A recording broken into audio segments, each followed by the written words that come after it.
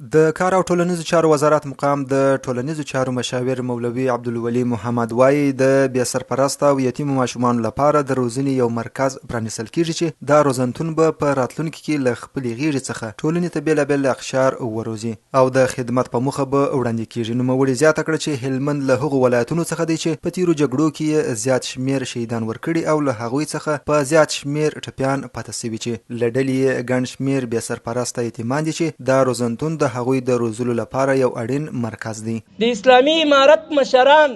دوی په د خپل وطن کې تجربه شوي دي، د خپل تجربو وروسته بیا دوی کار او خدمت کوي. دوی خپل بېوزلۍ لیدلې دي، چا چې خپل بېوزلۍ لیدلې هغه د بېوزله په تربیت باندې تر هر چا ښه پوهېږي. هغه خپلو کورو کې یتیمان لري، حتی اکثره مشرانو خپل یتیمتوب لیدلی. چا چې خپل یتیمتوب لیدلی وي او یا په کور کې یتیمان په کورنۍ کې یتیمان لري، هغه د یتیم په تربیت د یتیم په لاسنیوي باندې تر هر چا ښه پوهېږي.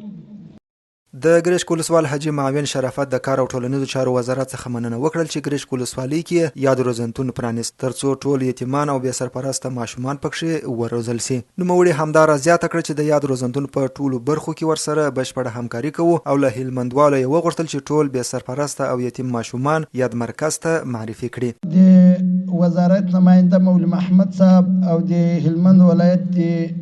ټولنیزو چارو رئیس مخلص مولوي صاحب ته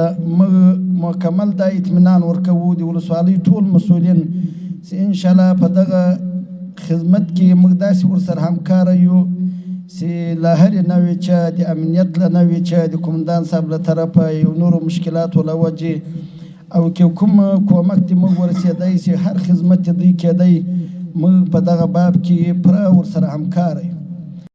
ورپسې د کار او ټولنیزو چارو ریاست د ابن حبان بوستي رحمه الله روزنتون استاد مولوي ګل احمد احمدي وویل د هلمند ولایت ولسونو ته دې مبارک وي او دا د ویاړ خبره ده چې د ګرشک ولسوالۍ کې د بې سرپرسته او یتیمو ماشومانو لپاره روزنتون پرانیستل کیږي او دلته به بې سرپرسته یتیمانو ته سالمه روزنه ورکول کیږي. مبارک علیه الصلاة والسلام وایي که چیرې لمونځ نه کوه